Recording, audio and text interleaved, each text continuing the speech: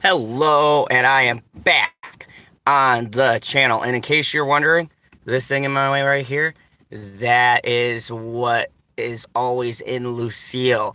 That was from my daughter. She gave me a heart. I know I've showed this to you guys before, but look at that. Look at that. It says to dad. Right? Right there. Okay. It's a little hard to see. But anyways, so there we go. We are back on the channel here, and I'm doing one of my videos in my car. So, Lucille has been a star for a while here. Love Lucille. And yeah, here's one to the fans.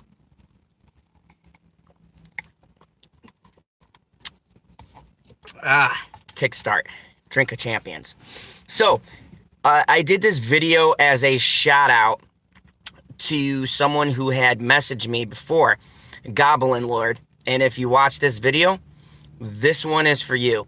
He asked me an interesting question, and I wanted to answer it more detailedly. I hate writing comments back because I feel like sometimes I can't fully express exactly what I'm trying to say. Like, I feel like I miss some things. So I wanted to do a video solely dedicated to this person's question because it was a very good question. So Goblin Lord, if you're watching, this video is for you, buddy. And hopefully I explain the comment that I left much better. So here's the deal.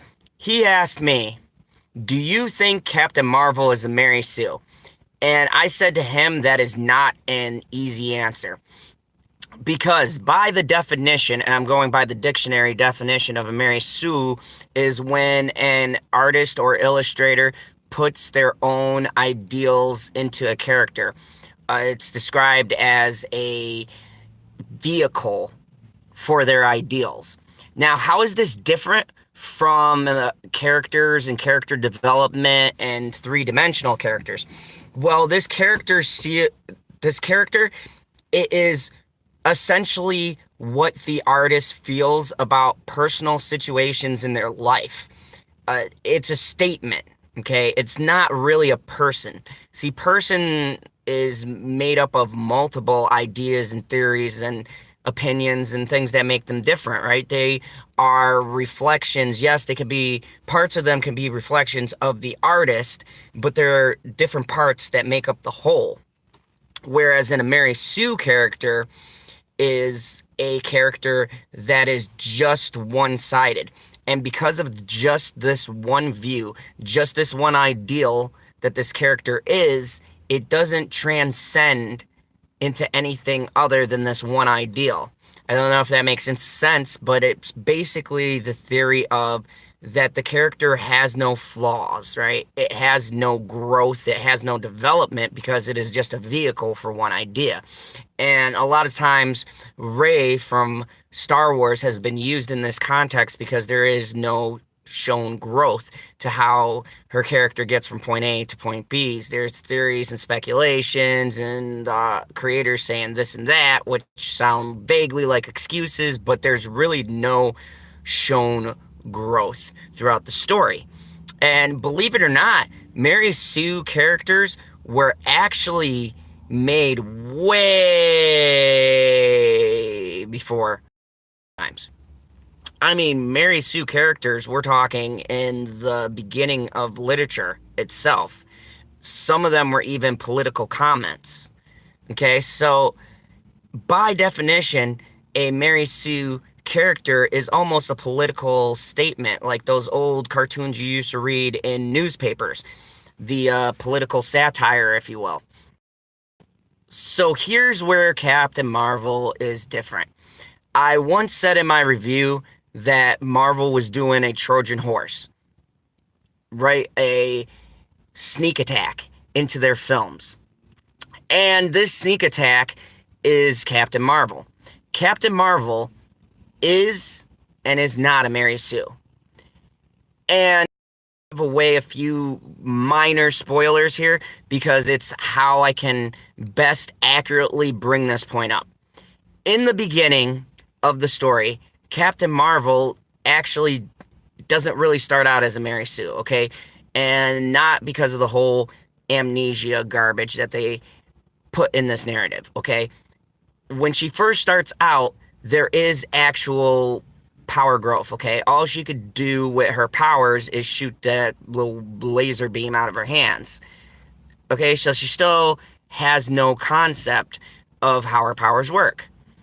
And we are given a safeguard in the device put on her neck by the Kree. And I call this the superhero safeguard. Characters, so that they don't become too powerful, have these safeguards because then their power growths feel like achievements. The best show that ever did this was Dragon Ball Z. If you watch the old Dragon Ball Z episodes, they obtained massed amount of powers, but 9 out of 10 times they lost and then gained that power. Saiyans in general, their power cap was based upon how much they fought, and sometimes they even died and obtained higher power. This is the safeguard. Superman, as powerful as he is, Green Rock can beat him. Okay, just think about that. He can literally reverse time, but he has a safeguard. A little piece of green rock can take down the most powerful hero in DC. Batman is mortal. Iron Man is mortal. I mean, I know I'm jumping from DC to the MCU, but I'm going by my favorite people. Spider-Man is normal, okay? And he's broke. I mean, every hero has a safeguard. So I could buy the beginning of this film because Captain Marvel's safeguard is the inhibitor on her neck. That is the thing that's preventing her from reaching her full potential. The other safeguard that I gathered from this film, and I'm such a masochist, I watched it twice, was that her memories or lack thereof, now this is where the plot is actually helping to drive the character. Her lack of remembering who she is and being able to channel those emotions, because somehow her powers are connected with her emotions, were also a safeguard put in place. So she can't access her full power because she does not have control of her emotions. Once again, the beginning of a compelling character. Okay, I could buy that. Now, where this theory falls apart and she becomes very Ray, very Mary Sue, is actually almost near the ending, where, as I like to joke, she goes Super Saiyan, right? There is a reason why, and I guess it's plausible, but then it gets ridiculous because there's a particular scene where she's falling, and I'm not giving anything away. You could see it in the trailers. She's falling, and then she flies up, and she starts shooting things, right? But she's falling down, and then all of a sudden her eyes flash, and boom, she stops and learns how to fly. This is where she becomes Mary Sue, because there's no justification and no journey.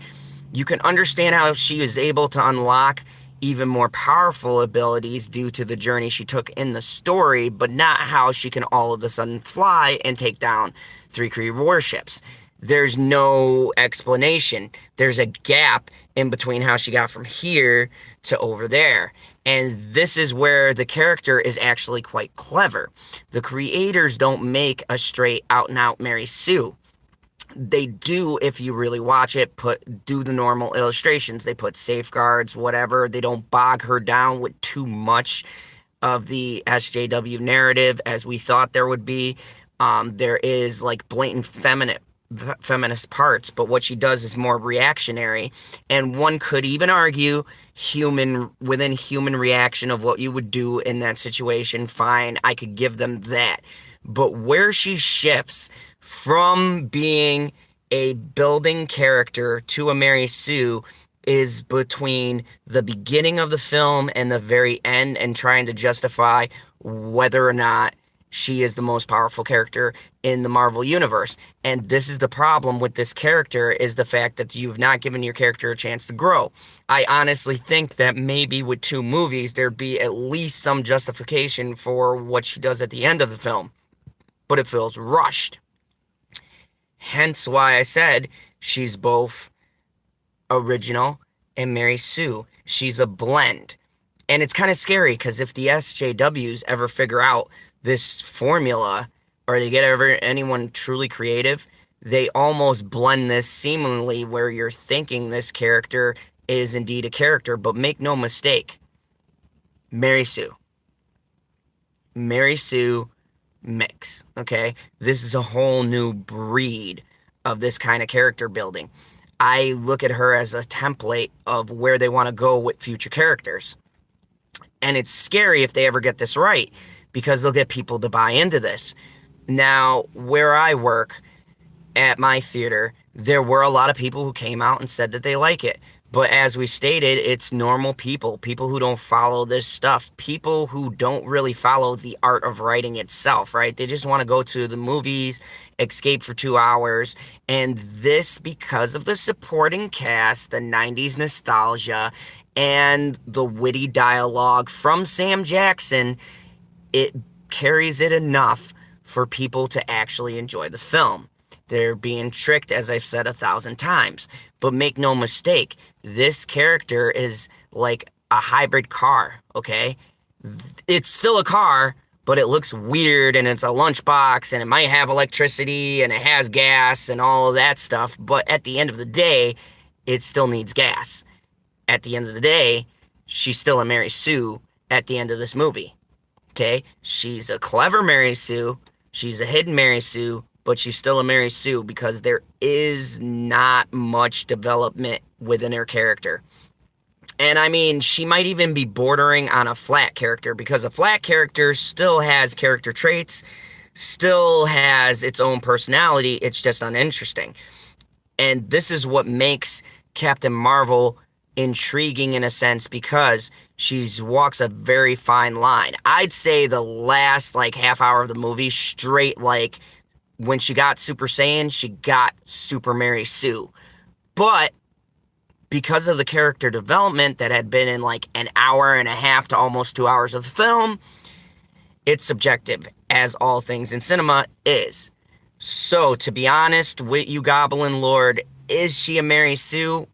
Honestly, I feel that she starts off as what could be an interesting character and then slowly morphs into a Mary Sue. Now, to the extent that Rey was, no.